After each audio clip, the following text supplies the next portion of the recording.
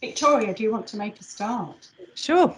Welcome everybody to the Creative Health and Wellbeing session. We're really excited about this. We all know, I think, that creativity and culture has a central role to play in social prescribing. I feel fairly confident that that case has been made to most of the people who are at this conference already. But what's not happening so far is that culture is meeting social prescribing at the scale that we'd like, or with the consistency that we'd like around the country. And a lot of people within the membership of the organisation that I run, which is the Culture, Health and Wellbeing Alliance, are feeling frustrated that they can't find a way into the social prescribing system. So this is a chance, I hope, to really dig into the challenges that are associated with this sort of meeting between culture, creativity and social prescribing from a range of different perspectives.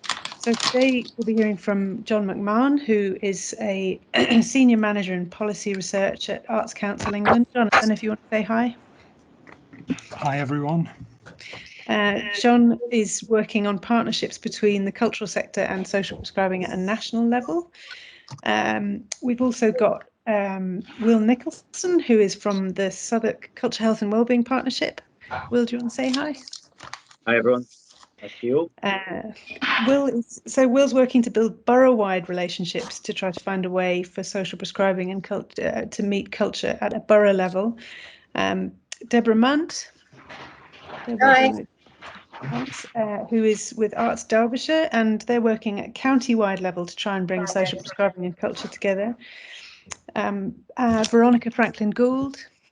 Hi. Who is taking a sort of condition-specific focus, I guess. So Veronica's the president of Arts for Dementia and looking at social prescribing in the context of a specific health concern.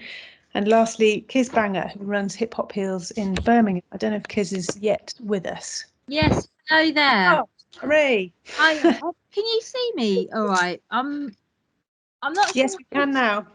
Can you see me? Okay, good stuff. That's all good. So Hip Hop Heals is a smaller arts organisation that's trying to tackle health inequalities and connect with social prescribing at a sort of hyper-local level. So across the panel, we're going from local to national, and hopefully that will give us some real insight into how we can start to tackle the sort of meeting point between these two approaches. And with that, and the classical music, I'm going to hand over now to Helen, who's going to just talk us through the logistics for today's panel. Thanks, Victoria. Lovely to be your co-chair. Hi, everyone. I'm Helen Chatterjee. I'm a biologist from University College London, do research, as some of you may know, around arts, nature and health. Just a little bit on logistics, the way that we're going to run our session today. Firstly, can I ask all participants to remember to keep yourself muted at all times? As you see, it does interrupt the call because of the way Teams works. And if you're not sure how to do that, it's usually a little microphone at the top right hand corner of your screen. So if you just click on that, that will mute you. So in a minute, we're going to hear live from John McMahon from Arts Council. What we're then going to do is ask you to follow the Zoom links, which Victoria will shortly be posting in the chat box. And we're going to ask you to watch our other 4 speakers back to back in Vimeo. That's because streaming Vimeo through Teams, or indeed any video, as you may have found through Teams, can cause delays and problems with the tech. So what we've decided is it's much better if you minimize your Teams screen and go in and watch the videos within Vimeo direct. You get much better stream quality there. And whilst you're watching us, please feel free to post questions in the chat box back here in Teams, and then rejoin us at around 11:35, when you will hopefully have watched all your videos, and then we'll be having a Q&A with our 5 panelists. So I hope that sounds okay logistics wise. If you have any queries, do feel free to post questions and queries in chat, or if you're having any specific tech issues, we've got Andre with us from Central Resource, who are very kindly helping us with tech, and give us a shout if you have any problems, and do remember to use chat box as your way to ask questions. Can I also ask you, if you see questions that are of interest to you, can you vote on them using the emoticons that are also at the top right hand corner? You'll see a little thumbs up. Please give a thumbs up if there are questions there that you really like. We can make sure that we address those for you. And I've seen that Mags has raised a hand. If you don't mind posting your questions in chat, because I'm monitoring chat and I will address them there, if that sounds all right.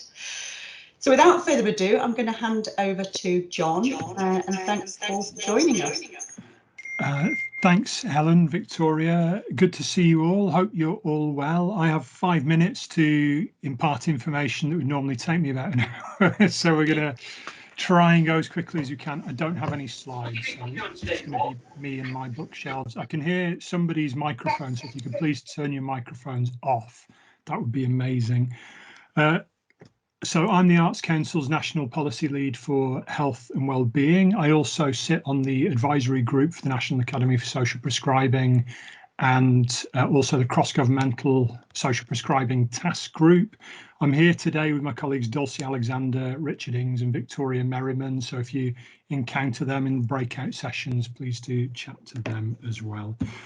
Very quickly, a bit on what the Arts Council is. I think most people probably understand that it's a national funder. We're also the National Development Agency for Culture, Creativity, Museums and Libraries in England. We're an arm's length body of the Department for Digital Culture, Media and Sport. In a normal year, we administer about £620 million from Treasury money and lottery money for projects in the arts and cultural sector, and about 90 million from the Department for Education as well. Hasn't been a normal year this year. Just in a compressed 4 or 5 month period, we distributed about 809 million, made over 15,000 awards, I think from about 45,000 applications. It's COVID response, so it's been very, very intense. Some of you may be aware that last year we published a new 10-year strategy for the arts in England. It's called Let's Create, and for the first time in a major document of ours, health and wellbeing really strongly foregrounded as priority areas where we can see the arts and culture making a contribution, and the specific commitment to explore social prescribing in there as well. Alongside the partnerships and the strategic networks that I've already alluded to, the big way we've been doing that so far is in partnering with the National Academy for Social Prescribing, also Sport England, Natural England, Historic England, NHS England and Improvement, Money and Pensions Service and NHS Charities together to put together this Thriving Communities Fund, which I think some of you may have seen about, some of you may even have applied for. Have to be a little bit cagey on what I can say about it, because we're not announcing the successful awards until Social Prescribing Day on the 18th, but at the moment it's £1.4 million. It's to support projects that both bring together the local partnerships to make social prescribing work, that foster new delivery in the social prescribing space, and that address the question of sustainability over the longer term. Their grants are between £25,000 and £50,000, looking for 20% cash match as well. We'll be making around 30 awards. You'll see the final number in a fortnight, and a really strong focus on collaboration across all of those sectors: culture, sport, nature, health, community advice, wider voluntary sector. In terms of challenges then, from my vantage point in this social prescribing space, obviously sustainable funding is something I think that we're all aware of, but also I think the complexity of landscape and how partners engage with each other and collaborate is a challenge that we can make further progress on. To address those more directly, one of the things we're working really hard on is how we can cultivate this space so that we move beyond this idea of individual organisations competing for funding for a given project of a fixed term, and try and move towards sustainably resourced partnerships that involve the whole local ecology of provision. Easier said than done, but we're really exploring how lottery funding and other trusts and foundations can help to unlock long-term patient investment from health, from local government, also philanthropy, corporate social responsibility, local fundraising, crowdfunding, the interplay with personalised budgets, micro donations from those who can afford it. So a lot of possibilities. In terms of partnerships, I think when we have so many organisations, so many moving parts, also in terms of clinicians, commissioners, link workers, patients, carers, it's really important that we find new models of engaging collectively through networks rather than one-to-one. It's quite important. Developing ideas of shared outcomes, so moving beyond this idea of how do I get funding for what I want to do, but how do we together meet the needs of the community? What will it take in order for us to do that? That will involve building up a collective understanding of what the local priority needs are, what are the gaps in provision, and how those are planned for and how we address those together. Last couple of points. At a national level, two things that we're working again really very fast and with great commitment on how do we better align the work of all of the arm's length bodies in this space, not just lottery distributors like ourselves and the Community Fund and the Heritage Fund, but also Natural England and Heritage England, etc. How do we make sure that there's not lots of separate initiatives popping up, but that we're pooling resources and planning together at a national level in the same way that we're asking of people at a local level? Final quick thing to say is that we're working in a very determined way to try and foster stronger collaboration between the different Whitehall departments, because I think the real way that we will achieve great progress and a movement towards sustainability in this space is to think about how we're pooling resources at national government level and even making a collective ask across those departments into the forthcoming spending review in the April. So that's me for now. Brilliant. Thank you, John. That's fantastic. So now, folks, we're going to ask you to, if you just follow the links which have just been posted in the chat, we're going to suggest you go and spend the next 20 minutes watching those Vimeos back to back. As I said, please post your questions in chat back here in Teams, and we'll regroup here at 25 to, so that's in 20 minutes time. So hopefully that gives you a chance to watch our four back-to-back videos. And we'll see you here at 25 to for our Q&A with our panelists. Thanks very much, and we'll see you soon.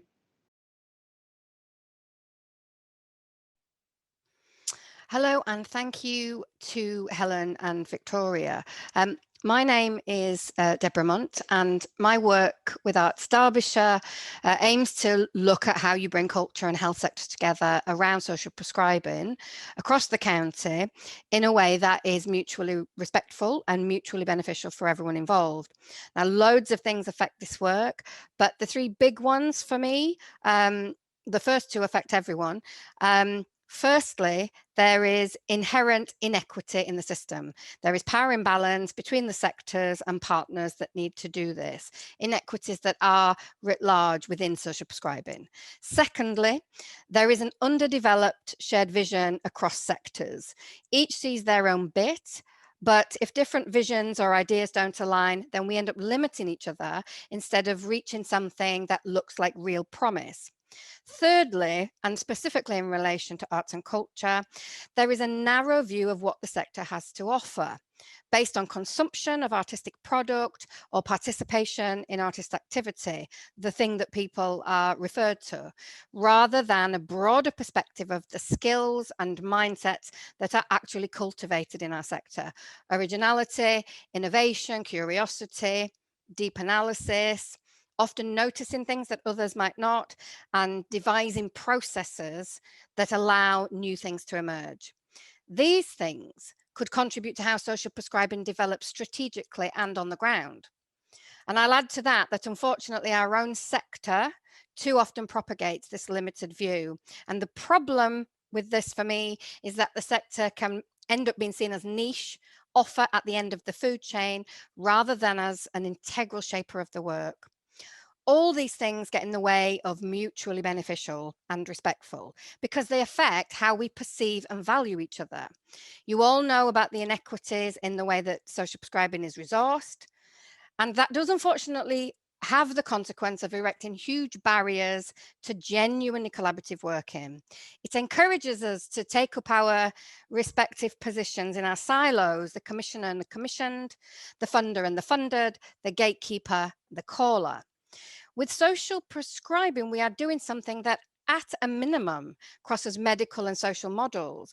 But then there are so many different sectors and disciplines involved. It's very complex, yet we seem to think we can just push on through this fact without paying any attention to shared vision.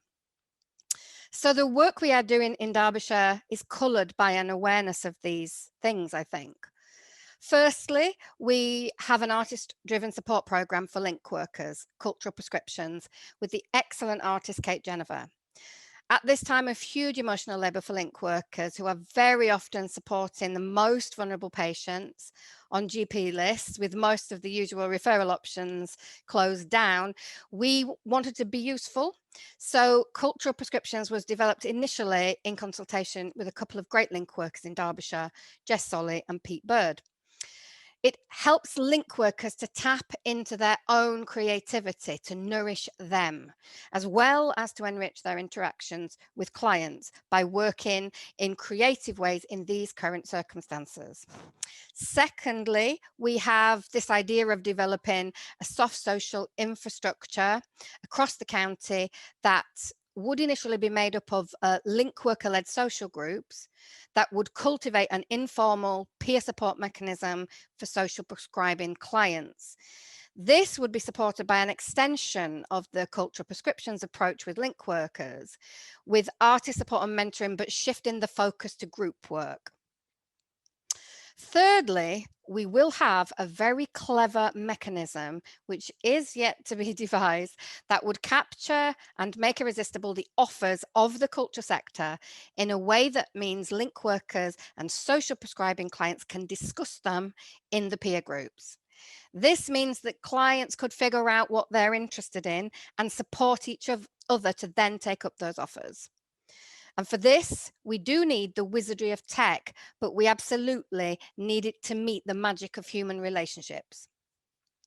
We're also looking at pulling together funder commissioner events across the sectors, as well as developing a social prescribing network for the culture sector to support this work. Right now, Cultural Prescriptions is coming towards its end, and we're setting off in process for phase 2. But we're now looking at setting up this soft social infrastructure as a building block to work across a range of sectors and partners, not just culture. We are planning an artist-driven process to work with 2 cohorts of people in a particular PCN footprint as a pilot. The first cohort will be leaders and senior managers of organisations and services across sectors operating in that area, who will work together on that shared vision.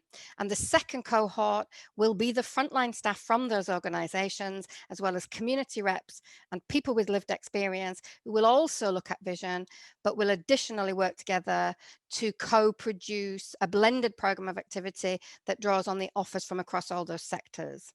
So this is how we at Arts Derbyshire are responding to those 3 issues. But as ever, because this is not well-resourced work, we're still looking for the money. So let's see what happens. And if you want to contact me, these are my details. Thank you.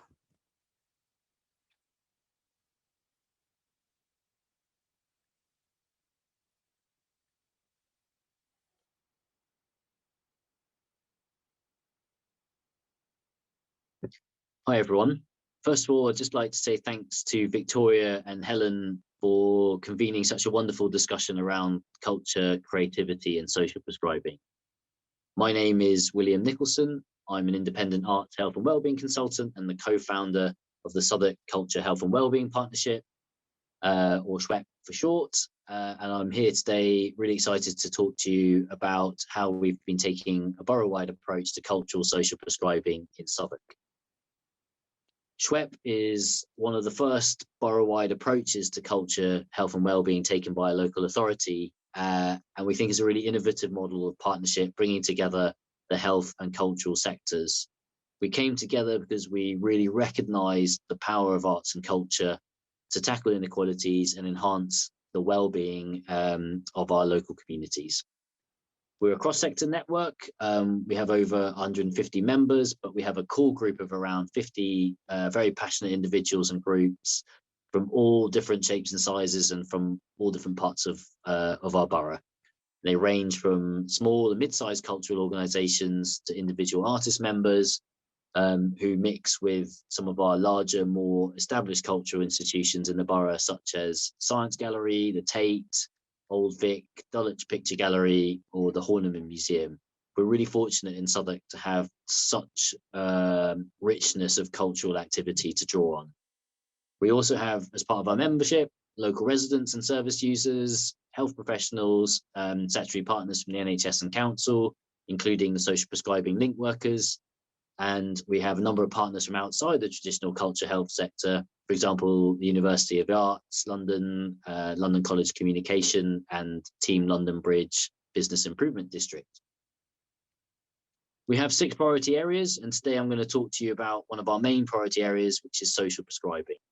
The role of SCHWeP is not to deliver cultural social prescribing activities, but to facilitate the connections between existing cultural sector organisations that are providing those activities with the health sector. We do this through convening our own events and making our own connections, but also through linking in with existing social prescribing in the borough.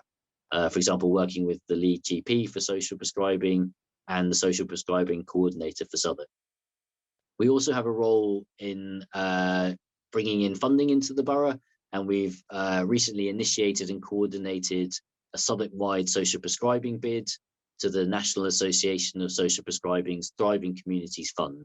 And it's been a really interesting process bringing together the NHS, the council, Southwark Public Health, working together with Community Southwark and several voluntary sector organisations, all together in partnership. We've also looking at the development of an online digital platform to facilitate access to cultural social prescribing activities with Tickets for Good. And we've recently facilitated a connection between Clod Ensemble, one of our members, with the funding from the Healthy London Partnership and the Greater London Authority's culture team to provide GP and link worker training in arts and health in Southwark. From all this activity, we've learned a huge amount. Above all, there's no shortage of amazing cultural activity across all aspects of social prescribing, and there's also no shortage of a willingness between the health and cultural sectors to want to work together. However, we come across a number of barriers as we try to facilitate the connections between the two. It's extremely difficult for arts organisations to engage with the system and vice versa. There's real difference in our language and terminology, and culturally, there's really different ways of working. There's a lot of siloed working that's within the sectors as well as between the arts and health sectors. A real lack of awareness of what cultural social prescribings are available in the borough. And sometimes there's too much choice. We often get a question from healthcare professionals asking, where do I begin? There's a lack of trust in cultural organisations to deliver safe social prescribing activities. And there's a barrier around a lack of awareness in health professionals of the value that cultural activities provide to enhancing well-being for their patients. And at the bottom here, which we'll all be familiar with, there's a real lack of funding for cultural social prescribing activities. What next for SCHWeP? Our main challenge is that's been put to us by Dr. Weaver, who's the lead GP for social prescribing in Southwark. How can SCHWeP bring together a collective offer to the system that joins up the richness of arts and health support in the borough? Our biggest barrier to this is funding. How we can get funding and resource for our network. It's extremely hard to find funding for enabling, particularly when it's cross-sector working. The funding never sits within one budget stream, and it sits outside of everyone's business as usual, which is particularly challenging in the crisis that we're in now. In effect, our main challenge is, as well as coordinating the cultural sector offer and connecting this to the health system, is how we also join up the funders. Thanks very much for listening, and please get in touch. We're all about connecting. Thank you. Thank you for having me today, and hello and welcome to everybody out there. So I run Hip Hop Heals. Hip Hop Heals came about because my nephew was very ill at one point, and he's a hip hop fan. He suffered adverse childhood events galore, and as a result of that, he ended up trying to commit suicide twice. While he was sectioned, I spoke to him about the work I was doing, therapeutic writing. I was doing a creative writing master's for therapeutic purposes, rooted in psychiatry, counselling, social science, and therapy. And I was learning about using group therapy for creative expression and the techniques around bringing people together to create a safe space to express and to explore through the arts. There was a Maori guy who was in the hospital with, who was playing guitar. He had a beautiful, soulful voice. And my nephew made some songs with him. They made some beats afterwards, and they still speak to each other to this day now, quite a few years later. I thought about how many other lads that I know, just like my nephew, and what I could do to help them was the main sort of pressing issue on my mind. And as I was training, I wondered, what if I swap poetry with rap lyrics and grime lyrics and the lyrics of reggae that are present in the jungle and drum and bass music that I listen to? So going to events in these musical genres, I see many different people from many different race, ethnic, age, religious groups, and I mingle with them through the music. It brings us together. So when I was using my therapeutic writing techniques in groups, I found that it was easier to connect with people through music. So people get a chance to come outside of their diagnosis. They get a chance to come out, step outside of the role that you as a professional might be seeing them in. If you employ an artist in your service, or you connect with an artist in your service, it gives a person a chance to connect with themselves. It's not just about the artwork. And with a medium like hip hop, there's a universal value inherent in the music, and that value is the knowledge of self.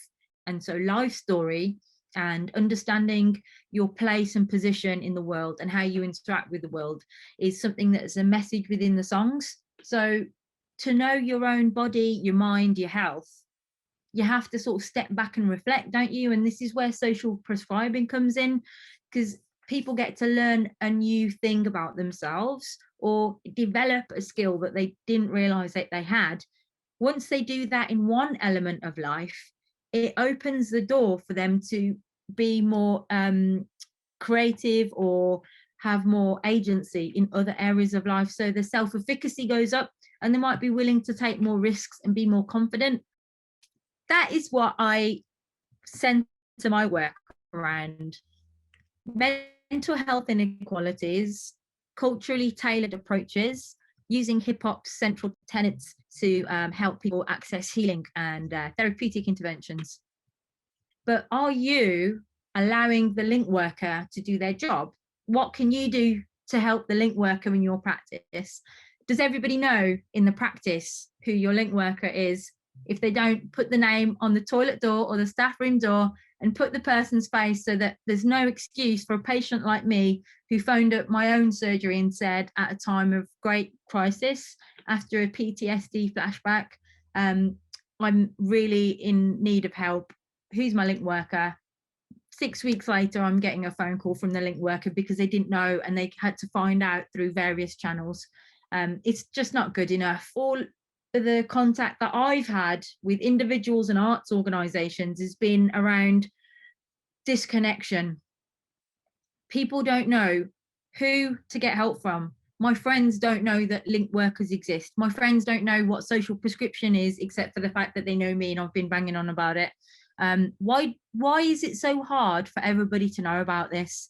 You know, if there's a new cancer treatment, all of a sudden it's on the front page of the news. I have lots of workshops that I've thoroughly enjoyed facilitating and co-designing with people who have come out of prison, who are from impoverished backgrounds, who would have never have thought of going to the GP, or who just don't like the medical system, or who've been treated badly by the medical system, or who feel misunderstood. And they feel safe with an artist in a way that they don't feel safe with a GP. And they feel safe because they're heard and trusted and feel in control and have power over their own work. We need to know who the artists are, who the link workers are, and who can prescribe our workshops. What do you need from us?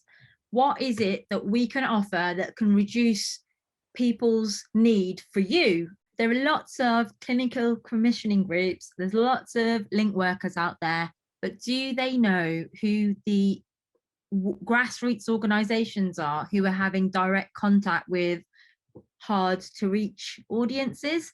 No audience is hard to reach. Every community has a radio station. If you want to reach them, go to where they eat, go to where they listen to music. It's not hard. Go to where they pray.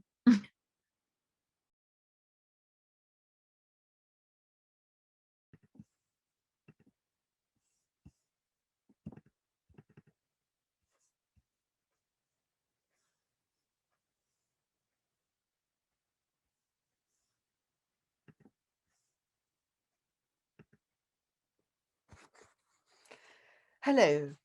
Everyone has the right freely to participate in the cultural life of the community. Universal Declaration of Human Rights, Article 27. For referral to art support for dementia, you need a diagnosis. Yet, for people in the lonely, fear-filled months awaiting memory assessment, the right to arts participation has been hard to access until now. Thanks to surgery-based social prescribing, arts can be offered at the onset of symptoms, and in so doing, transform the diagnostic experience, relieve fear, and preserve resilience in the community. If people are engaged in a social arts group, when diagnosis comes, their sense of purpose can continue despite dementia. Lockdown has shown how enjoying arts sociably, even on Zoom, provides a lifeline out of isolation, to learn a new skill, create, challenge ourselves. People with mild cognitive impairment and early dementia symptoms need this encouraging opportunity. Today I share learning from meetings Arts for Dementia has held throughout NHS England to advance arts prescribing at the onset of symptoms. I shall outline types of arts and well-being best suited to them, partnerships to enable effective sustainable programmes, the social prescribing peri-diagnostic pathway for dementia, challenges and resolutions. Firstly, whatever the art form, the activity should re-energise, inspire people every week for brain health, not branded for dementia. Prescribed by the GP as social, not medical treatment for their patient, the activity should address their interests, strengths, what they'd like to try from the range of local creative and well-being options, for now only accessible remotely. Dance and physical exercises for older people, poetry and drama, museum talks, visual arts courses are effective at the onset of symptoms. Evening singing suits those with potential younger onset. For inclusivity, seek out ethnically diverse communities, Afro-Caribbean, South Asian, Sikh, Muslim, Jewish and more, who offer arts activities. Partnerships to raise awareness and funding for sustainable ongoing social prescriptions would involve the local CCG, GP and link workers, both for referral to arts programmes and to attract NHS funding. CCG commissioners are keen to fund social prescribing programmes for which they see a need. The GP can at any stage, from first presentation with potential dementia symptoms, refer their patient to the practice or agency link worker. The natural social prescribing place in the diagnostic pathway is, I believe, the point of referral to memory assessment. Link workers searching their activity directories for brain health should now find a link to the Arts for Dementia social prescribing website. Agency link workers each have different specialism, can liaise with community builders or developers to fund new interventions for brain health. Memory assessment services, having hitherto directed patients to post-diagnostic arts for dementia support, now have contacts for social prescribing during the assessment process. Local authorities, proud to achieve age and dementia-friendly status, support the Creative Aging Prevent agenda to preserve community health. To establish the social prescribing referral pathway for people at the onset of dementia, Arts for Dementia piloted dance and drama programmes for brain health at the London Borough of Southwark. Our training in mild cognitive impairment and early stage dementia for arts workshop leaders and arts students now extended to link workers and medical students. Our year of weekly sessions for 8 people and companions at the Theatre and Dance Studio, then on Zoom, was part funded by Southwark Council, not yet the NHS. Their social prescribing GP champion swiftly referred a participant before diagnosis. Her GP colleague referred a couple soon afterwards, and link workers referred others post-diagnosis. Most participants responded with energy and imagination on Zoom. The programs are now ongoing. Challenges and resolutions for social prescribing for dementia. Raising awareness. Arts organisations should identify their local social prescribing GP and link worker champions to flag up their offer. Link workers, their council, arts coordinators and local arts organisations, learning or community managers. Technology. Future programmes post-COVID-19 are likely to be blended. As well as challenges, Zoom has engaging benefits. People can access activities free of travel worry. Speaker View emphasises the person, whether leader or participant, and encourages imaginative interaction. But to address challenges, arts teams are willing and able to guide participant setup. When libraries reopen, they can lend iPads and provide technical support. People who cannot access technology can be socially prescribed weekly delivery of home arts packs and programs such as Doorstep Singers. Our hope is that dissemination of our Arts for Brain Health report will attract NHS funding for future arts prescriptions to nurture health and well-being from the onset of symptoms. Thank you.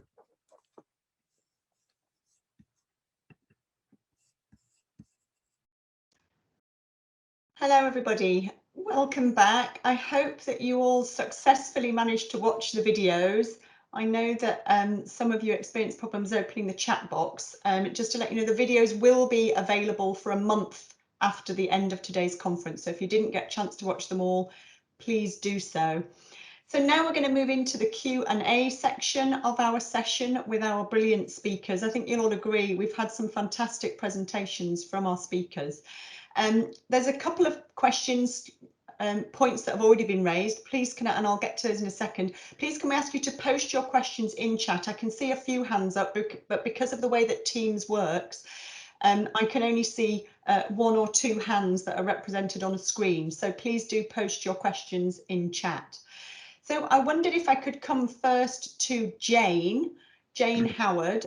Jane's making a point about funding, and I wondered, Jane, if you wanted to address the panel and ask a specific question about funding. I don't know if you can turn your mic and your camera on if you'd like to, otherwise I can ask your question for you. I think I've done that. Have I done that? Brilliant, we can hear you. Thanks, Jane. Great. Yes, thanks. So it was really following on from Will's presentation, but also some things that Deborah was saying. It's the issue around funding for enabling work. We've established a network in Cornwall, Creative Health and Wellbeing Partnership, but it does need, that needs resourcing. So we've got plenty of ideas about how we can sort of really embed this work across the county and, really support our practitioners to deliver really sort of exciting and innovative work. But finding funding for that enabling work and that infrastructure is really tricky, especially at the moment when so much funding is, inevitably being skewed towards emergency funding to support people through the pandemic. So just some thoughts about how we, where we might look for that and how we might approach that. Thanks. I wonder if we could ask John to jump in on that one.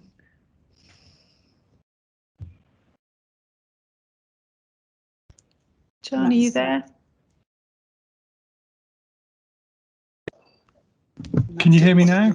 Yes, we can hear you, John. Brilliant. Sorry about that. Not sure what was happening. I think that's kind of the $64 million question, of course. It's one of the things that we're trying to explore with the Thriving Communities Fund at the moment. We've also been looking at it with a couple of partnerships that we've been running for over a year, a couple of sort of pilots, one in Calderdale in West Yorkshire, which is where I happen to be calling from today, and one in London where we've put in relatively small sums of money. So in Calderdale, we've put in about £30,000 and it's been matched with £75,000 from the CCG, from the council, from one of the primary care networks, North Halifax. And I think that's the future we see for work in this space, which isn't about sort of giving grants for an individual project, delivery of a project. It's about investing in the partnerships in a place and trying to pool the funding from multiple sources, healthcare, local government and beyond, including national lottery and arm's length bodies. It's easier said than done. The picture of what resources are available at a local authority level, certainly very, very variable at the moment and likely to tighten further. The NHS budget is extremely tight also. I think there's a bit of a conceptual shift that ourselves and the commissioners and the other partners need to undergo, which is this isn't about funding an arts project or a nature project or a sports project. It's about using really efficiently the resources that exist at a local level to meet the need that exists in that community for preventative care as well. Something that we haven't really cracked, I've not seen it working to a very significant scale in many places, is how personalised budgets are utilised in this space as well, personalised health budgets. So a lot of the conversation is about, well, how can we get a grant or how can we be commissioned by the CCG? But it's really important for us to understand how that can be allied to the kind of micro funding available to individuals to build a path of activities or other support that meet their individual healthcare needs. And I think link workers obviously have a big role to play in that space because they're on the front line and they're able to translate the needs of individual patients to a picture of what is the demand within that community. And that can be the route to deciding what services need to be commissioned on a higher scale. I could talk for ages about this, but I'll kind of step back, Helen, because you might want to bring other people in. Thanks. Veronica's got, I think, some comments. You're muted, Veronica. I think if we can somehow get evaluations to convince the health sector that these arts programs can keep people healthier. For example, in our case, if people take up arts at the onset of dementia, that could save them 3 years of residential care down the line. If we can all in our various different fields of green and arts and sport convince the health sector that their investment will actually save them money down the line, that could be that's what's so great about your thriving communities. I just hope it'll go on and on. And that way we can all work together to as we were hearing this morning. It would be amazing. But it is so important that the health sector realizes the value of social prescribing in saving them money as well as health, the health of the nation. Thanks, Veronica. Deborah.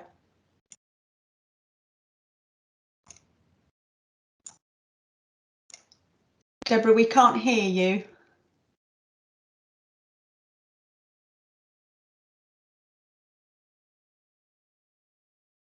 I wonder if Kiz or Will want to make any. Yeah, I was just going to come in while Deborah's sorts out the microphone there. I think it's not that the health system, I think, needs convincing that the arts can save. I think it just doesn't have the funding to be able to turn off the taps on what it's doing at the moment. So we're sort of stuck in this cycle where how do we make that trade-off between the system at the moment, the health system at the moment is at full capacity. And so we always get faced with the trade-off between what's already taking place in the health system and having to replace it with an arts and health intervention, whereas actually what we're trying to talk about is how can we find ways that maybe the Thriving Communities Fund or other funders by coming together can invest in running these things side by side, because the impact and the effects of arts and health will take much longer to start to benefit the system. So we got this constant tension between the short-term health needs and this longer term benefit that culture and social prescribing will gain. And I think whilst we're constantly battling for short-term funding, I think what we're talking about is long-term change. and that's really hard to But get funding for that. If we, for example, if we put on a year's weekly workshops, it costs £8,000 per art organisation, and then of course there is the coordination. And let's say that each takes 8 people with, in our case, early symptoms of dementia, could be any other need. And you can that's £2,000. Well, it would be £2,000 if you double that for the coordination. 2,000 per person per year. The savings in residential care in the longer term, or even A&E and things. It's phenomenal saving. They need to know that now to look forward. Otherwise, if they keep procrastinating, I mean, it's a massive investment, and you invest, don't you, to recoup. And if they invested in the green and arts sector now for the health, the saved care costs, their own saved care costs, it would really, we need to convince them the value to them, don't we?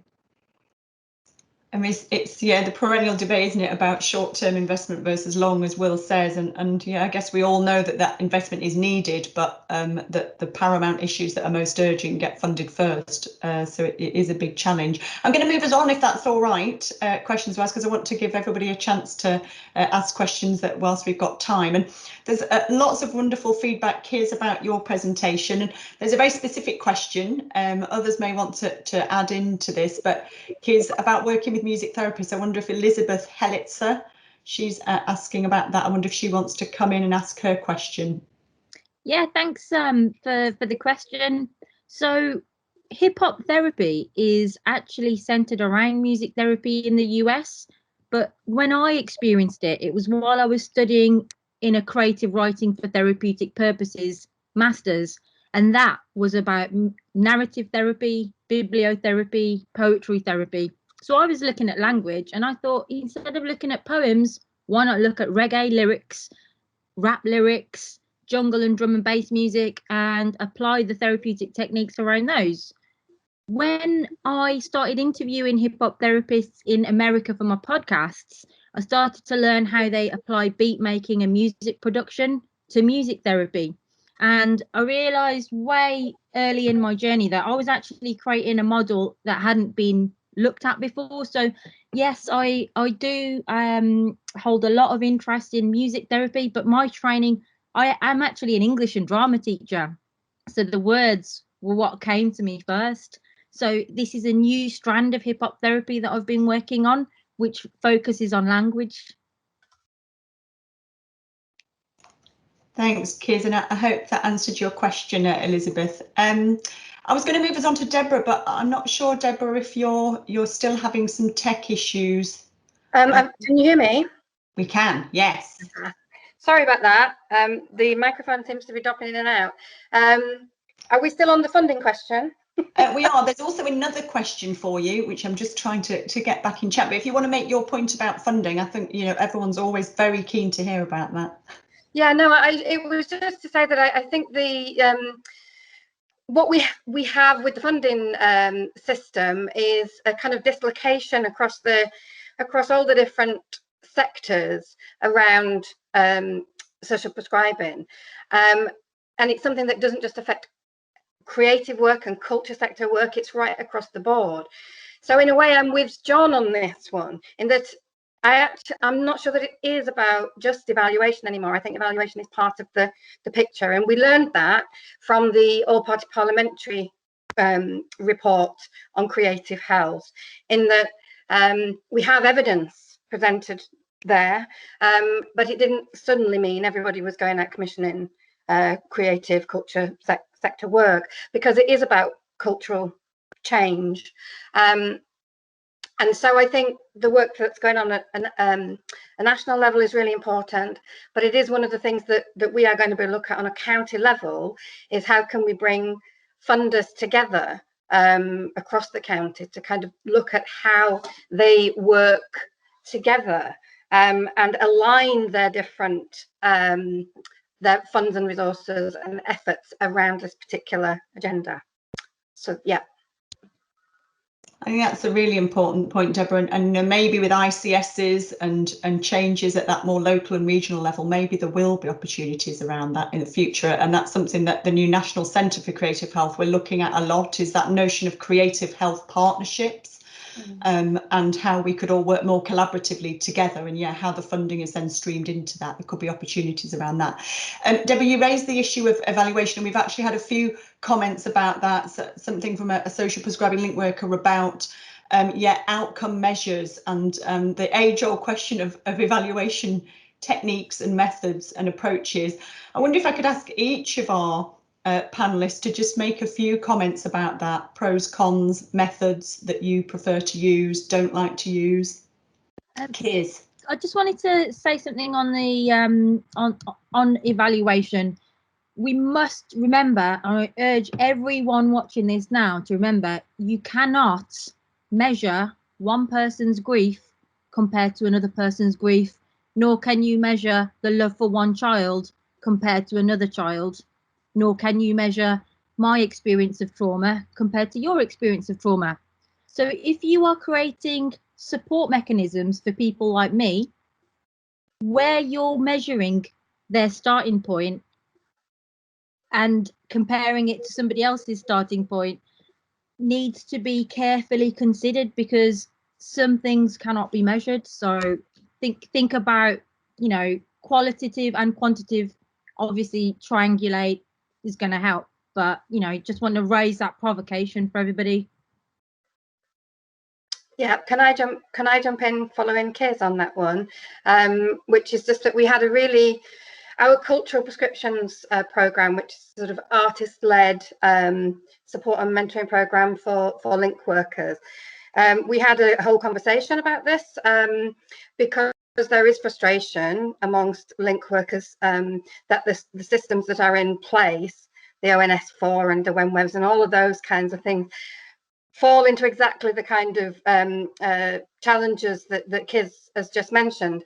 And one of the link workers put very beautifully, the tagline of what matters to you for social prescribing is completely undermined when you begin with a whole series of things that most people don't give a damn about, what the client doesn't give a damn about those things in that respect. So we tend to be approaching it the wrong way around, and we don't have the solutions to that yet, but it's one of the things that we have talked about with the link workers, which is around collectively working out together something that maps the things that do happen, rather than only measuring a set of predetermined criteria that a whole load of other people are interested in, but not the clients themselves.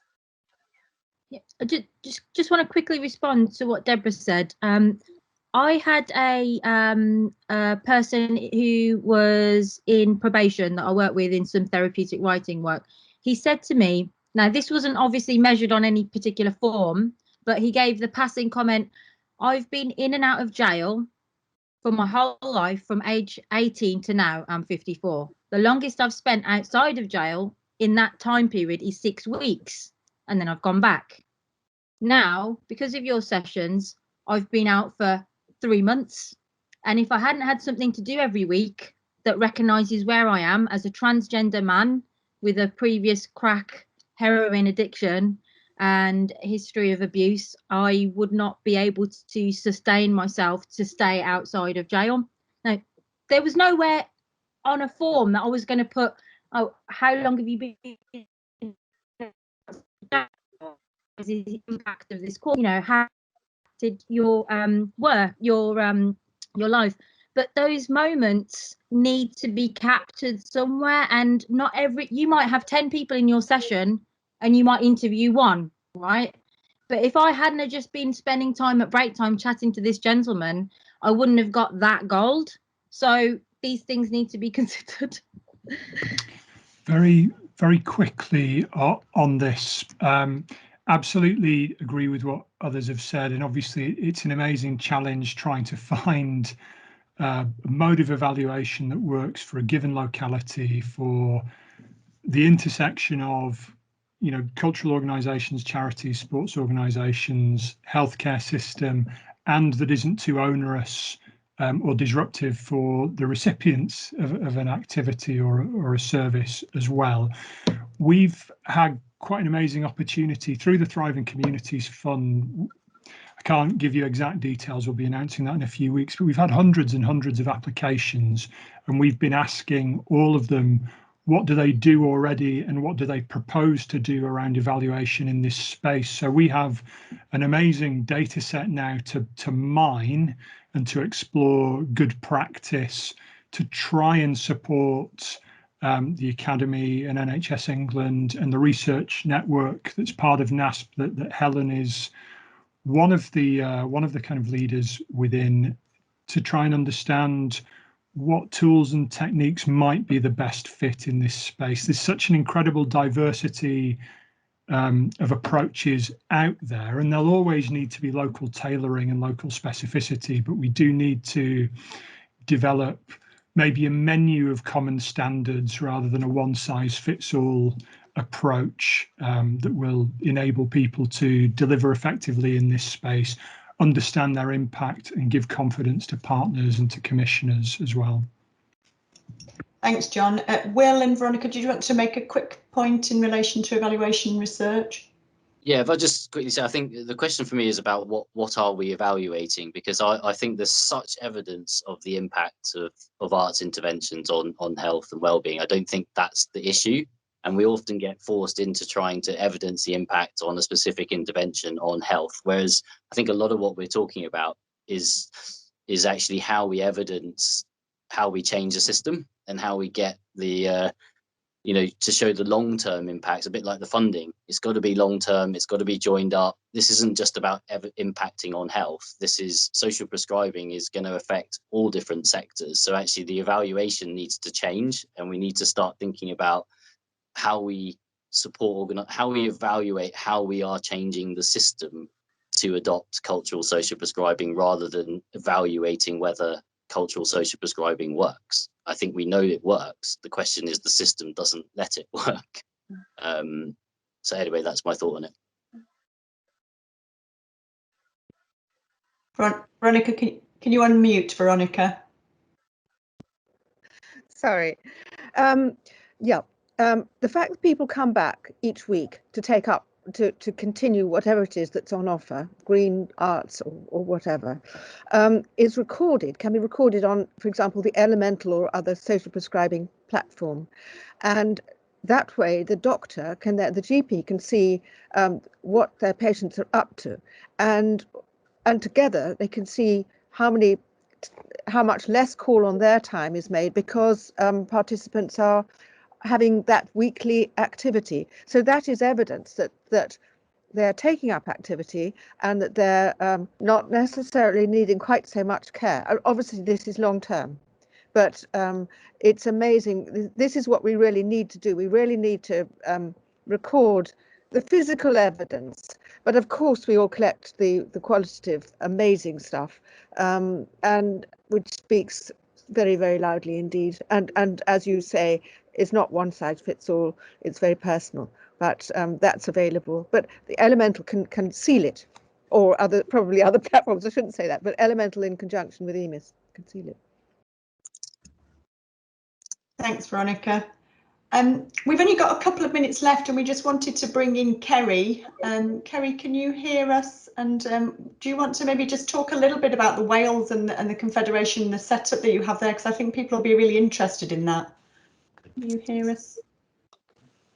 Brilliant. Hi, Kerry. Sorry. Hi, everybody. Thanks very much for bringing me in. Yeah, I have to be honest, I am not actually involved in delivering this myself, but I'm just aware of what's going on here. And it was slightly frustrating to be kind of listening to a conversation about trying to find an approach to collaborate between arts producers, artistic individuals, but creatives, but also the NHS. And there is a brilliant example within Wales of the arts and health movement, where they've managed to get support from the Welsh Government and from other funding bodies, led by Arts Council of Wales, to have a national approach to arts and health. And they've also put creatives into care homes with Bearing Foundation support in a programme called Cartrefi, and it's had fantastic examples of doing things like Dance for Parkinson's, memory choirs, using the transformative power of artistic endeavour to really improve people's lives and well-being. And it is just such a great example. It's a shame that there's not somebody who knows more about it than I do to be able to share that with you. I can see Veronica put her hand up there, and I don't know whether you're aware of some of the work that's gone on in Wales, Veronica. Very interesting. Well, we've got a meeting for Wales, a social prescribing meeting for Wales on Monday week. And we have got people from the Welsh Arts, Health and Wellbeing Network. But what's your particular role, Kerry? Because I want to ask you. Well, I know part of you, but that's I actually run a mental health social prescribing project in Wales, which has also had great support from the Welsh Government. But I'm married to the chair of the Arts Council of Wales. So that's my. we have got. Thank you, Kerry. We're running out of time, Veronica, so I'm going to draw us to a close. Thanks ever so much for sharing, Kerry. And Victoria has posted in the chat the links to that the Wales Arts Health Agreement. So please do have a look at that. I guess on behalf of Victoria, we just want to thank all of our wonderful panelists. There's never enough time in these sessions to explore everything, but you've had some wonderful feedback, panelists, in the chat. And you don't forget, you can still look at chat in Teams afterwards. So do please peruse that. And thank you once again to all our brilliant panelists. Victoria, I don't know if you want to have any final closing words. I don't know that I could sum anything up based on that conversation, but it's great that we managed to delve a bit into the sort of need for nuance in research and evaluation. I think that's something that is just coming up repeatedly and has done for many years, of course. But I think I really appreciate the fact that we've got examples of people thinking about this at quite a sort of systemic level, and I'm very glad that we've been able to share these presentations with you. And a big thank you to the panelists for pre-recording the presentations where you could. That was generous of you. Thanks a lot. Thank you so much for brilliantly sharing of fascinating. Thanks, everyone. You were brilliant. Cheers, everyone. Enjoy the rest of the conference. Bye.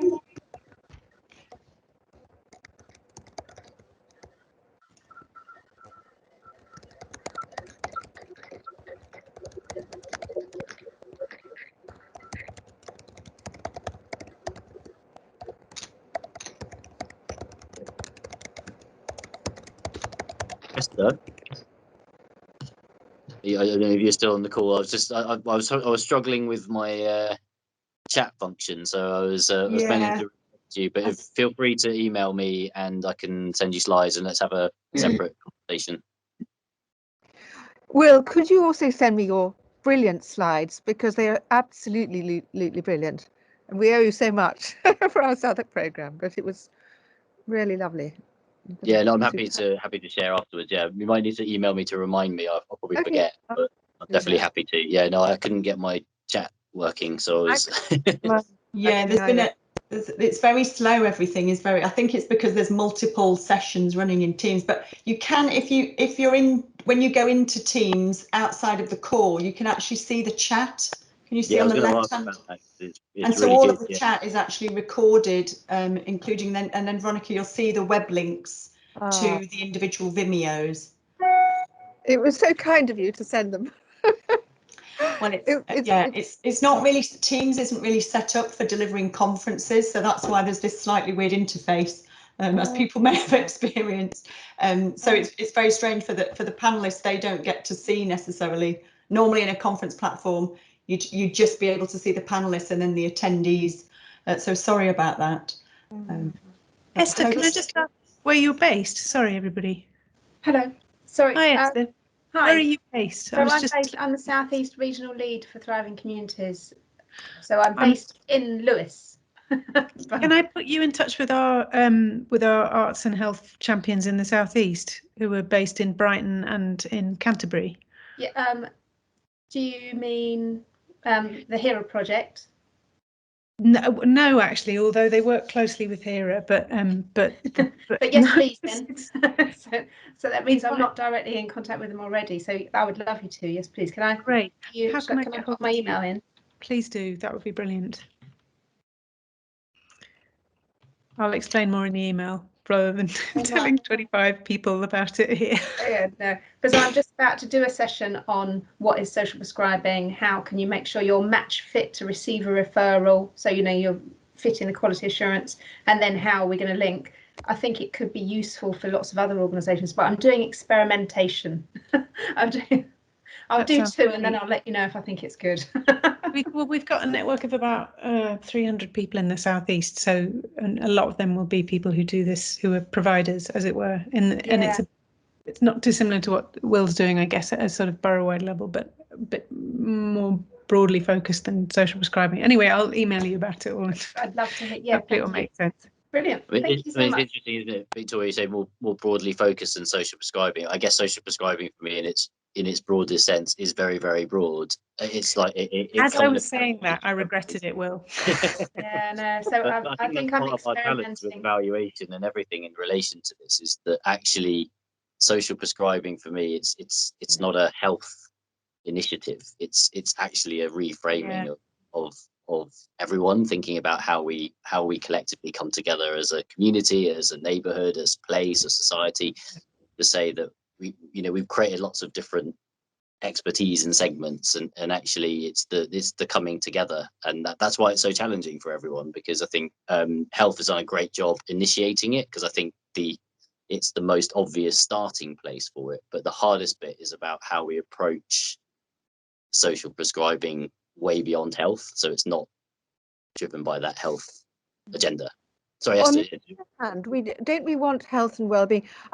One of the challenges is the language, and although I completely understand why prescribing and it's important to use that for GPs feeling patients need to be prescribed, it's very empowering, isn't? I mean, the whole idea about social prescribing is it's empowering for for anyone who takes it up. And we were talking about language today, and you know how link workers are called everything under the sun, and not just link workers. I mean, even in different countries, in Wales and Northern Ireland, they're called one's Scotland, they're all called different things, and in England too. But I didn't like to introduce it because it was in the main speeches, but it is talking about language. It is something that we understand now. But what do you feel? Because you're all leaders in social prescribing. What do you feel about the word prescribing? Oh God. Did you want to ask the question first, and then I'm happy to have a go at that. I go back and forth on this. I've been very anti it for a long time, and then I spoke to somebody about it the other day who was saying that they felt it was that rather than the downside is that it frames something that we're trying to demedicalize in medical terms, I suppose, broadly. But that from their perspective, it was much more subversive than that, and that it was trying to change what we consider to shift what can fall within the concept of medicine, I suppose, or prescription. So you could see it either way. It depends on who's got the power, and unfortunately at the moment I think the power does not rest with culture, so don't know. Yeah, no, I think it's the unconscious bias that's wrapped up in the name. Actually, I think it is problematic because it infers, whether intentionally or not, that it's a prescribing, giving something to someone, and it's a medical term. And yes, there's a nice fusion, I think, with social at the front of it, but it's a bit like the challenge I have with social distancing as a phrase as well. It's subtly infers that you need to stop socializing with people, whereas actually what we're talking about is physical distancing, which is a very different thing to actually not disconnecting. So I think language is really important in all of this. But that start, and this is quite a deep conversation about really thinking through how it affects so that unconscious, unintended bias that's deep rooted in power. And there is another thing about it, though. Sorry, I didn't interrupt, but the word prescribing, or the concept of prescribing, in a way gives you confidence if you want to improve your health. Is another, I mean, is another thing. If if a doctor says, well, if there's no cure, but why don't you try the arts? This is really going to help you. It gives confidence. I don't know. There are lots of angles about it. Very naughty of me to throw the spanner in the works, but I'm just interested. I think it's a really good question, but I think so. It does give confidence in that, but then that's an interesting confidence that it gives. It gives a confidence with a dependency, i.e., that you need to get that confidence from someone.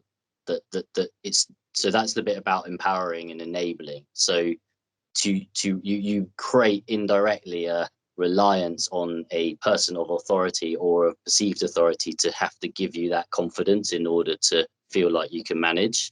And so it comes with a hierarchical relationship, actually. That's just my own take on it. So actually how you can enable someone or support someone to be socially connected is a more empowering terminology.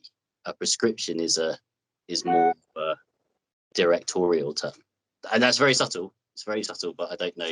That's just me. Stunned silence from you laughing, Helen. I don't know. Yeah, no, I agree. I mean, I think you could say what's in a name.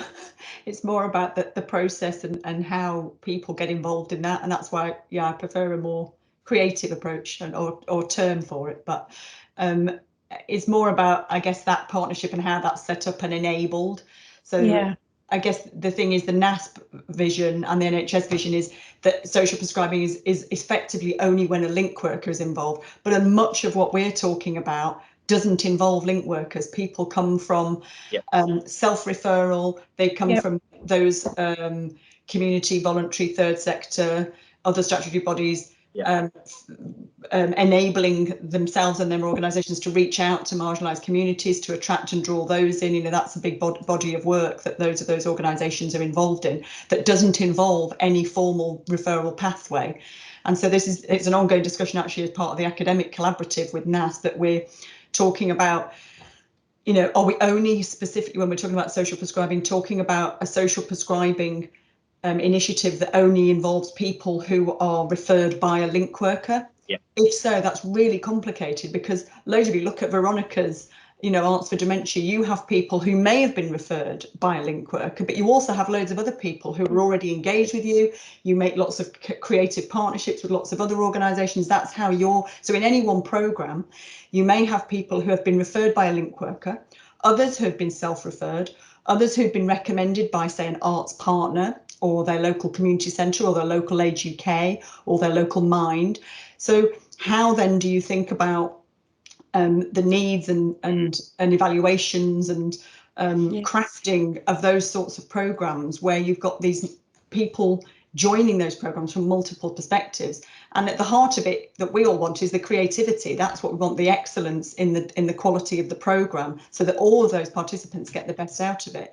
But not all of them are going to have that input in the same way that where a link work has been involved. So I think that's the big thing that we're tackling in a minute. I don't know what the answer to that is, so thoughts, please. Esther, you've got your hand up, so you might have some thoughts from that. I was just going to say that I know in places that say Kent and Medway are putting in this big directory of service, and I know that that whole where you find this information out, so both that, whether you have to go through that formal route or whether that information is there in a place on the internet that's collected and kept up to date, is I think that Arts for Dementia's looking at what is available across the country for people to access is an amazing innovative idea, and I'm sorry Alzheimer's Society didn't help you a bit more with it. I think it really supports that need where you can go and help yourself if you can, and I think that's at the moment, because that medical model is kind of you know, slightly protective of resource, but actually, of course, we're looking at the resource of people in the community. You know, it's the community groups, the arts organisations themselves are providing the activity, or you know, the holidays that people go on. If you think the prescribers, social prescribers are the travel agents, you know, so it's about making sure people have access to that info, but finding it in your area is often a tricky thing, isn't it? So perhaps it's about getting local authorities and those other organisations to reach out and put those things in their directories, to think laterally. Yes, that's the real key. We've discovered this around the country, that the arts organisations have been saying, how do we get in touch with you? And I don't mean us, I mean talking to the link workers and the medics. And I think, do you know what? I'm very, very keen, is we really, I want to have a press campaign. I mean, we've got our own conference in May, but you know, there are all these things happening now. But a press campaign for brain health. And brain health doesn't actually just have to be, in our case, obviously it's for to protect against dementia, but it could be anything.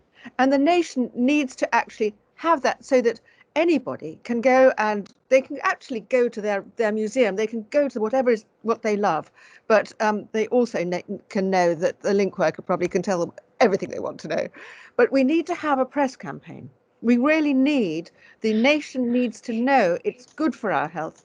And especially now, having had this year of lockdown, we all know how the arts have made us feel, taking up all the arts have made us feel wonderful, and missing the arts that we've missed makes those of us feel dreadful. And we know so much about this last year that actually I'm really keen to have a press campaign. And next week I'm going to start doing it. So if anybody else wants to come and join, I'm going to start, you know, trying to contact and get this going, because I think this has been the most phenomenal conference. And I think we should all get together and have this press campaign, all of us, and to get the nation. I'm sorry to be so over the top, but no, brilliant. Can we do this? Veronica, can we you do this? Do it, because you're amazing. No. Guys, I'm conscious of time, and oh yeah. There's other things happening at this time, so we should probably let our panelists, the rest of our panelists, go, and our attendees. Thank you for staying on for our. This is like the group that sticks around at the end of a party. At the end of the session, exactly. Yeah. This is the most like a real conference, isn't it? Come on, we've finished half an hour ago. Thank you so much. Sorry about that. Except where's the G&T or a glass of wine? That's or even a cup of tea. Biscuit would be nice. I'd love to chat more at some point. I know we've only absolutely, and thanks so much for sharing. I know a little bit about the work you've been doing down there, but it would be really brilliant to link up. Yeah, definitely, because I think that for me, the interesting thing is that health has initiated this really important discussion about the social factors, but health, by virtue well, the social prescribing network was actually set up 5 years ago, before NHS set up, and obviously we've been having these discussions across arts and health.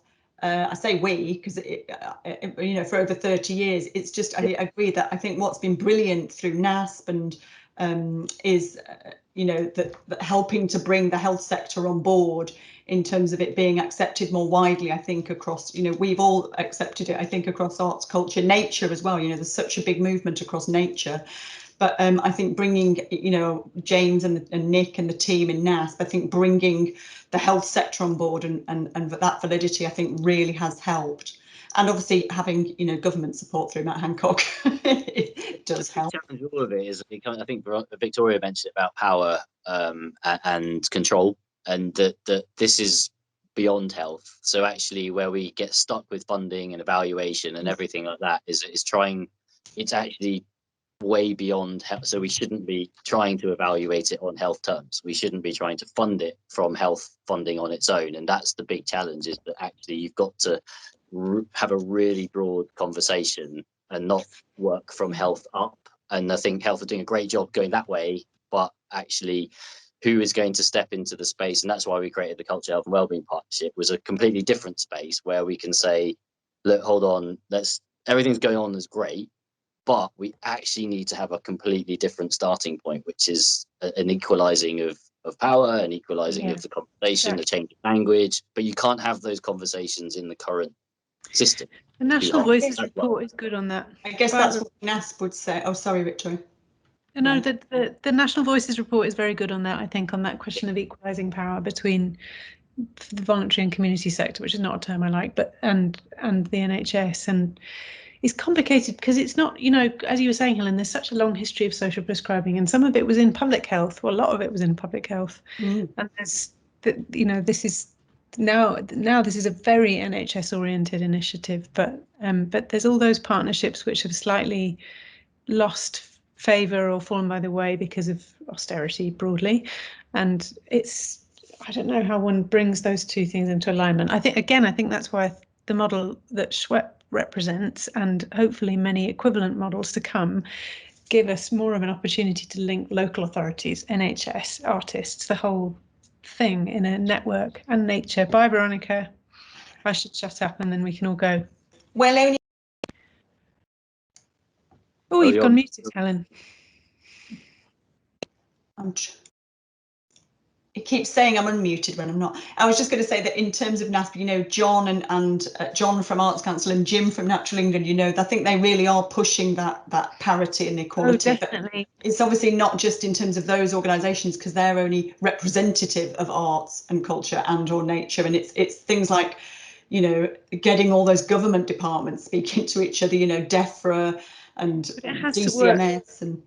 Will and I have talked about this before. It's got to work at all those levels. It's got to work at national, at regional, at local, at hyperlocal, and that it has to be a lateral thing, I think. Otherwise, it won't have any sustainability. And it has to work at the individual clinician, you know, meeting a patient and having a social prescribing or a social conversation rather than a medical conversation, which is actually what most general practitioners, well, I work with a lot of great doctors. They don't train to become experts in health. Actually, what they train to become is experts in understanding the family, the context, the environment, your holistic well-being, and then have expertise in medicine when they need it. But they're then plugged into a system where they have to spend 10 minutes looking at your health because you don't have time to look at the other bits. So you've got wonderful goldfish who want to behave differently, who can't because the system doesn't allow us to do it. So so how you change the whole shebang is really, that's why it's so tough, because at every level you've got to be all kind of reframing this. And I think that's where the power of this conference hopefully comes in, because actually those discussions are happening at every level in different parts of the country. We heard from Wales, we heard about in Cornwall what you're doing, Esther, and you know, it's like, actually, how do we connect alongside what you're doing, Victoria, at Culture, Health and Wellbeing Alliance, the National Association of Social Prescribing? Because at the moment we're not all, well, we are, but we're not actively working to... We're not big enough though, Will. I mean, there's no, you know, Chwa is 2 people. We can't possibly make these connect at the level we'd like to. Not one of a person doing its best to make, we're all the pioneers trying to find a way to you know, and I think the power though comes because we're all quite rare, but add us all up, we're not so rare anymore. We're actually quite big. I had a really interesting chat with someone who supports the rare diseases network, and he said individually there's like 1 million people in each rare disease. When you add up the 300 rare diseases, suddenly you've got almost 500,000 people who are rare. And it's like, well, 500 million people actually, you know. And it's like, in this instance, how we come together and coordinate and create that change of narrative. That's what's really excites me. I think we can do it, but we have to be active. Investment. It just, I mean, I'm getting so frustrated with this at the moment because it just feels like every conversation I have is about the fact that we're stuck at the pilot stage, and this has been going on for the 25 years that I've been doing this. And we cannot get much further unless we get substantial investment in these networks. That power dynamic and the control and the leadership, and saying, if you really are serious and we all buy into this, and if you really want to make your strategy come alive, you're gonna have to invest differently, and it will be difficult, and you have to make some. But at the moment, you know, it's very institutionalized, and that's the blocker. It's just I mean, my sense is that Department of Health and Social Care are very interested in that idea. I think the fact that, you know, they're asking for you know, there's funding available from NHR, they've invested in green prescribing, they're invested in the link worker researcher model that's currently available, you know. But I think it's that difficulty of doing things differently is very challenging. I mean, the for healthcare generally. So short term though, the issue is which politician's going to stand up and say, I want to be elected on a 30-year transformation program. I guess, well, you have, that's the thing, you have got a great model that is working well, and that's, it sounds like it's working really well, and I'm not saying that's not without challenges, but I think sharing that kind of idea of best practice of how you get that set up, how that model works, how it gets funded, that's really where we need the work. And that's what I was saying about the work that we're doing through the National Centre and SCHWeP is that with these ICSs, the integrated care systems, where we could look at that more local and regional level of a different way of those partnerships. And SCHWeP is exactly the kind of model that we would be interested in looking at. How could you operationalise something like that in every region of the country? Yeah. That's what we really want to operationalise, isn't it? What you want to do is not be about SCHWeP, because if we just start talking about it, and we've heard it lots of the chat, what about Wales, what about, you're absolutely right, it can't just be, we can't succeed if it's just about Southwark. It's rubbish. We have to find a way to work with you, Esther and Crawley, at the same time, or in the southeast. We have to work with Arts Derbyshire, we have to work with, and that's where you come in, Victoria, looking at that and I think that's where the power of all moving together, and using that link from the national discussions, the regional ones, the borough or local, down to the hyper local. It's that's the challenge, is the tipping of a system into a different way of working. We all buy into it, and that's quite exciting, that we don't have to create anything new from what we're doing. We just have to find a way to find someone to bite that's going to to fund what we've just described. Maybe we have to describe that model. Yeah, I think we do. I mean, I really think we do. What we think might work. I'm doing a sort of experiment in real life at the moment, which is I've got a sort of a fortnightly meeting with the representative from Sport England, Natural England, the Money and Pension Service and the Arts Council, and we're planning what we're going to do in the southeast to support social prescribing. Brilliant. It's such an amazing opportunity.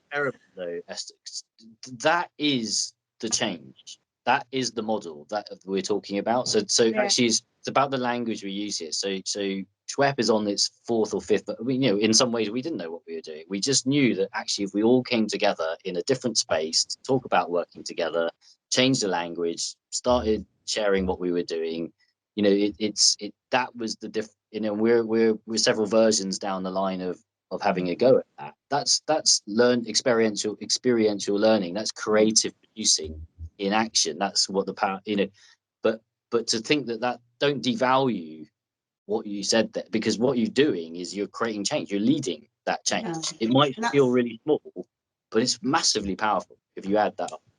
But it's definitely, I do really believe in it, because I worked for the Alzheimer's Society for 8 years, and I was working on dementia-friendly communities, and eventually the work we did with the local boroughs, and then I had a pan-London group, eventually that got recognised by the Mayor of London and became a thing, so I think that I'm going off to do this somewhere else, and part of the reason it became a thing was because those sector groups lots of these different sectors started lobbying about dementia collectively and individually, and I think that creates a power, and I think that's what's going to happen with this, potentially these sort of this across the country, but we'll see.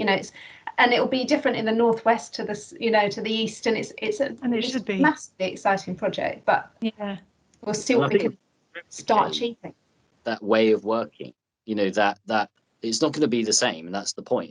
But how we do it, I think, will be quite similar. Like the approach, the creativity, the holistic thinking, the joining up of what exists, the multiple funding sources, it will take 8 years, it could take 10 years, it will go on a curvy direction. That will be the same, actually. That's the important thing, is actually understanding that how, and what we should be evaluating is that. And I absolutely agree with that. Is exactly what I'm hoping we'll be evaluating. I've been persuading UKRI to do some investment around exactly that. I call it how you operationalise it, is all those very practical. Victoria's going. Bye, Victoria. Sorry. See you soon. See you later, Victoria. Exactly that we need to do it but you need to learn those lessons at these very local and regional levels. Otherwise, it's very hard to sort of, we're talking about systems research here. It's called health systems innovation, and there's loads of that research out there, but it's very, very health systems based. And what we need to do is to apply those sorts of models it's the same in what I do in biology and ecosystem research. We need to apply those same research models here, and it means we need to work with, you know, across the local authority, across different local authority departments, and with all of those different key stakeholders and partners. So, you know, we've been lobbying for a long time to get, for example, more researchers and evaluators within local authorities, within arts organisations, or within the parks department, for example, so that you can really understand how all those dynamics work to build that effective model. And it's going to look different in every area, because every area's got different community assets, every area's got different people who are delivering and deployed to make those different systems work, because we don't have a standardised model for the way that primary care trusts work, for the way that local authority government departments. So it is a big challenge, but I think you've got to start with those, looking at local models of saying, okay, well, what's worked in your particular model? You know, so this is through the National Centre, we've chosen 3 ICSs that we're working with. One of them is around Gloucestershire, where we all know there's been this amazing practice going on for years. You know, how has that worked so effectively? It's not largely because of Jules Ford, but you know, and lots of other brilliant partners. But how do you get that going? How have you managed to get it going in Southwark? Is that those lessons learned, and then operationalise that elsewhere? I genuinely, well, not that you don't need to evaluate that. That has been evaluated, and that is constantly evaluated in terms of the case for collaboration, for thinking broadly, for building relationships, for thinking long term, for not being set in your way. You know, we're talking about a different setup in terms of a way of working. There's so much evidence around all of that. I think the challenge is it's completely alien to the existing system, where the system doesn't value what we've just said. The system doesn't want long term, doesn't want creative practice, because it comes back to a point someone made, which is the evaluation is set up for who? The evaluation is not set up for the person using the system. The evaluation is set up to manage and fear of the people in the system, and that's where the tension comes. So it's really interesting that I think if you cross-evaluated all of the different things we're doing, the same, I would give you maybe 10 different adjectives that describe what we're all doing in terms of relationship building, creative practice, not thinking, you know, thinking very, very broad, very holistically, balancing the short term with the long term. It's I guess a very humanistic system. It's not rigid, it's not linear, it's non-hierarchical, it's non-transactional. You know, you could realize the common behaviors that the different places have, and then with the common challenges, we'll just keep butting up against a system that is hierarchical. I think there are people in the system who do want that change. I mean, I think that there really is a difference. I'd say even just in a few years, that's what's good about, you know, having it as a sort of nationalised. I agree, having it held within NHS, I think still creates some barriers, but I think there's plenty of people within that system who do want that change and are actively wanting to reach out and do things differently. So it's understanding how all those partners can bring about meeting those for me. So how to change the system, in any of the cycles, in any change process, in any sector, it'll be find the influencers, find the champions, the early adopters, the innovators, cluster them together, find a way to bind them together to affect that change. And it's the same virus spread, sadly, is the same thing, the super spread. Or, you know, like dementia champions in an area, and that turning into a community, and that turning into, you know, you sort of start with those people that do stuff. How do we move from where we are now, the current situation or horizon, and that vision that we all have, I think, which is the same shared vision, but how you move to it and evaluate that change and enable. Well, and that's what I mean. I hope that through the ICSs, that is the point of the ICSs, is supposed to be creating a system that facilitates that better, in theory. So we've just got to infiltrate them. Well. Yeah, exactly. Yeah, we do. Well, I mean, you're all going to become ICSs. We're all going to be in an ICS, aren't we, geographically? But I think maybe, Helen, your point though is that there are really good people in the system. Yeah. Not every so a bit like the bell curve, right? You're going to have, with all of this, you're going to have the 10 ICSs in the country that are actually going to do what it says on the tin and do that really broad, and they'll be really innovative, but they'll stand out as a sore thumb as that always happens in Calderdale. You know, okay, it gets written off. Or South Yorkshire. South Yorkshire, or whatever it is, and then you'll have obviously the 20 or the so that will never come on board, and then there's the whole big group in the middle. Like, so how that same dynamic of change happens at patient level or at PCN level. I have that in Lambeth at the moment. We've got 2 PCNs that are massively up for thriving communities, and it's really exciting, and we're working creating those networks. Or we have one borough like Southwark that's adopted this culture, health and wellbeing approach at a whole borough, but that's kind of the early, but we're not alone. We know there's Esther, we know there's, I'm finding out today, it's really exciting. How do we find those others and say we have to adopt a different way of behaving that doesn't make it about Southwark, that doesn't make it about Calderdale or Derby? We have to, if we really truly believe in what we're trying to do, we have to share and go beyond. And absolutely, however I can help Derby succeed, probably the best thing that I could do to help it succeed in Southwark, for example, or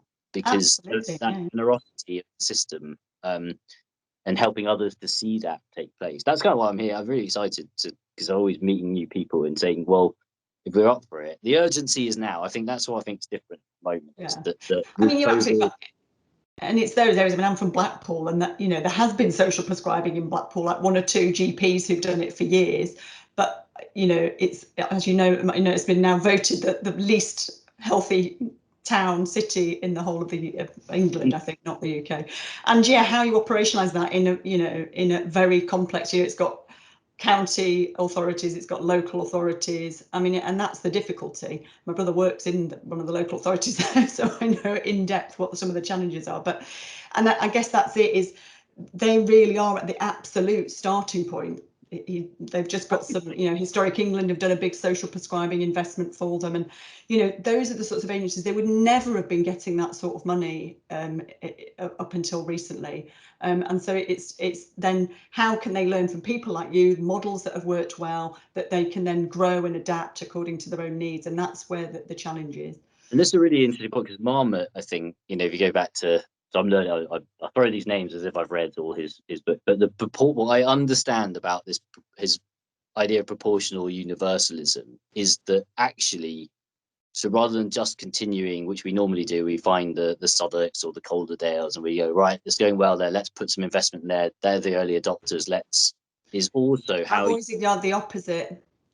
You need the opposite. Go, well, how can we partner Calderdale with Blackpool and exactly. Go heavily in the areas that have some of those biggest challenges, but to learn from those that have done well and replicate the same process, the same how. Exactly. Well, that's what I argued when I hope nobody from NHS presented, but when I first started talking to James, I was like, that is exactly where all the thriving communities investment should go. It should be in what you should look at is areas of social deprivation and those indices, and choose. And if you're not getting applicants from there, we should be encouraging those applicants to get together and put bids in, because we've seen, all of us over the last 20 odd years, when you make these small scale investments in these areas and you get punters like you guys together, creating these creative health partnerships in partnership with all of the PCTs, the PCNs, that's where you see, and it might start very small, but that's where you see the growth. So rather than throwing money at stuff that's already great and brilliant and they've been doing it for 10 years,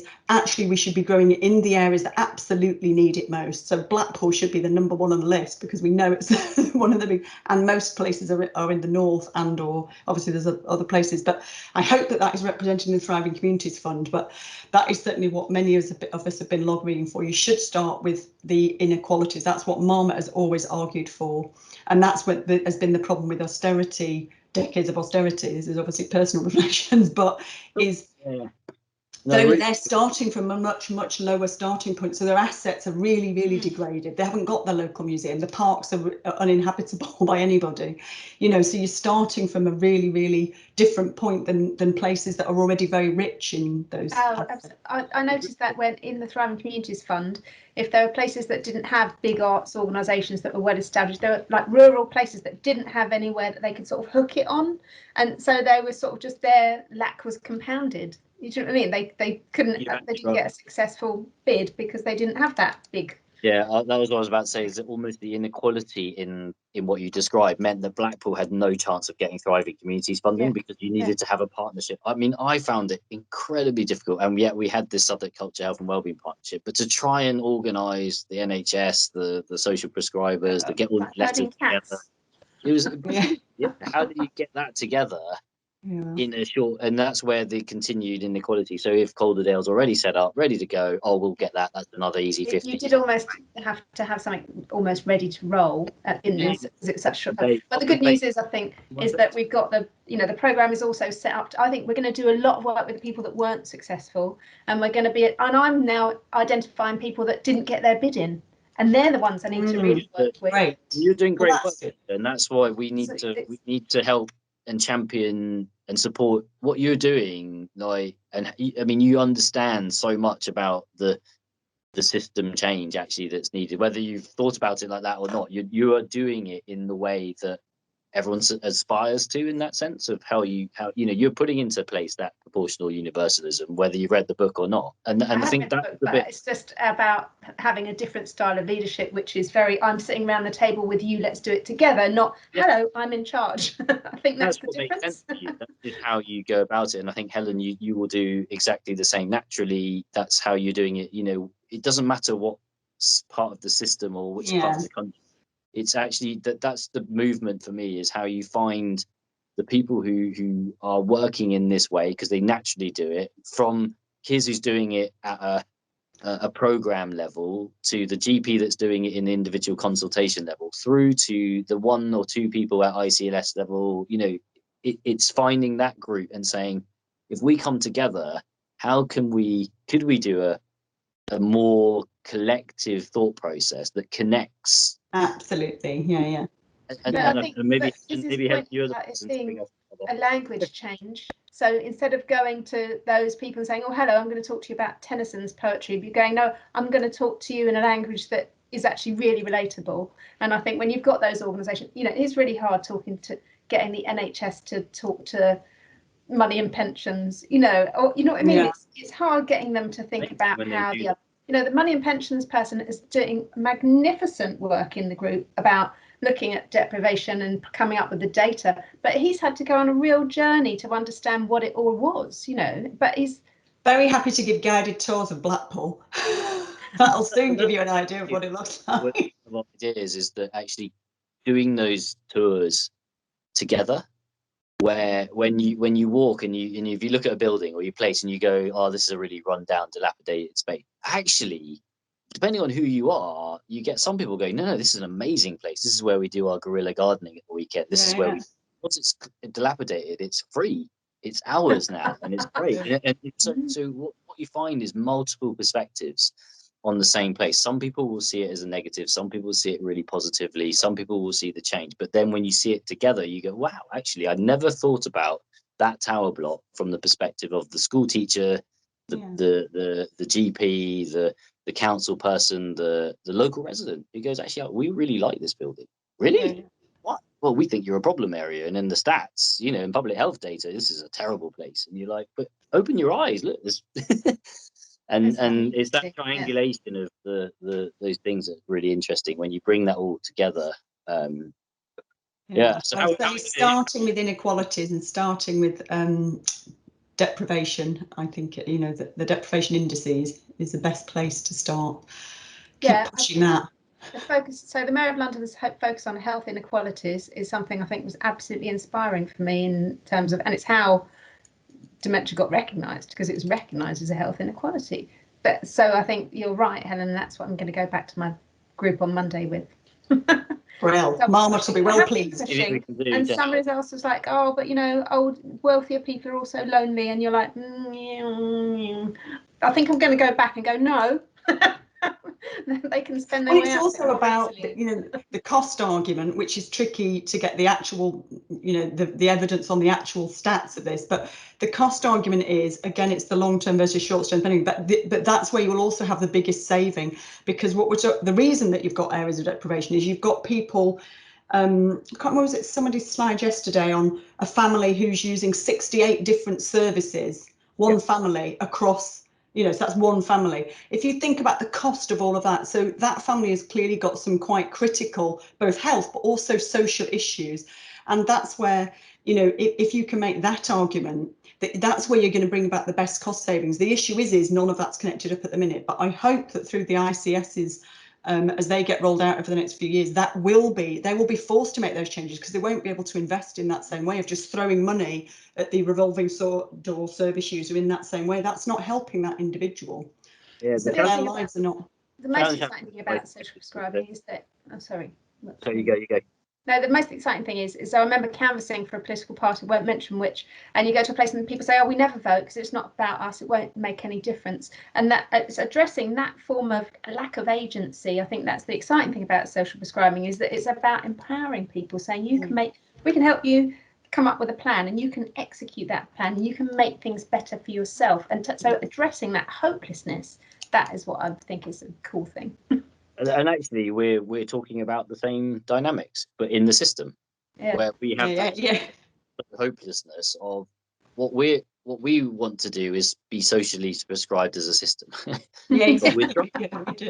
Because we're lonely. You know, it's just not loneliness. It's called fragmentation. It's called siloed working. Absolutely. We're disconnected. That's the same thing. You know, we've lost a bit of hope. We're looking at problems, not the assets. We're looking at, so the same individual dynamic is exactly the same as us as a system right now, saying there must be a better way. There is a better way, but right now the wall of kind of system deprivation is massive. So we're sort of going, well, I can't do it. Why? Because A&E, I've got hundreds of people waiting. I'm way over budget. I've not got, you know, so all the barriers are there, and it's basically like sitting down with a group of people in the state going, how do we break free from this? And they'll say the same thing. What's the point? I can't change anything. I, as one person, can't change that system. You go, well, you're right. You can't. Maybe, or what could we do? And then it's about then that constant coaching and nudging and reframing. We're no different. And I keep always go back to any meeting that I'm in, and it's like we're talking about how do we socially prescribe for those people? It's like, how do we socially prescribe ourselves? How many people in this room are we connected? Are we keeping active? Are we how are we doing that? I'm going to issue a social prescription now for everybody on this call to go into the garden or your local park and hug a tree. I want you to report back using a visual analog scale. I just realised we've got lots of people listening here. I don't know if they are listening or if they've just got stuck in it. But probably having their lunch, which is what I'm going to do, and then go for a walk in the park before our next session. But lovely to talk, lovely to meet you, Esther. Thanks very much. So nice to be part of it. Thank you for having me, letting me speak. Send me an email or something. I'd love, you know, and if I can have it'll be a few months, because I'm launching this, hopefully this new project with UKRI, which is very specifically focused around inequalities, exactly what I've just talked about around operationalizing stuff and how we do that. So having these sort of case study, so we can do some modelling around that. I'm personally not going to do the modelling because I'm not a modeller, but that kind of health systems research, you know, they do recognise that is what the urgency is. There's an amazing study in I went on one of those training and they showed, so they did it around alcohol in Manchester, I think. But what the interesting is it's going beyond ICS. So when you actually look at that family example you were giving, the impact of alcoholism on a family, and 68 services, it's not 68 NHS services, it's not 68 services within the ICS, it's services. When you add up the whole system cost of fire, police, housing, but just to say, ICSs do include that. That's in theory, that they include absolutely everything in the local authority, every single different fire, ambulance. You know, in theory, it does. There may not be representatives on all the boards, but they in theory are supposed to be pan community. So, and I agree, we need to include all of that. But we'll definitely give you a shout. But thank you ever so much for your contributions, Will. Really lovely to meet you. And well done, both of you. Just such brilliant work, very inspiring. We'll catch up in a few months when you've. So William, I'm going to send you an email. Yeah. Let's catch up. Enjoy your lunch and your. Thank you. Bye. Bye.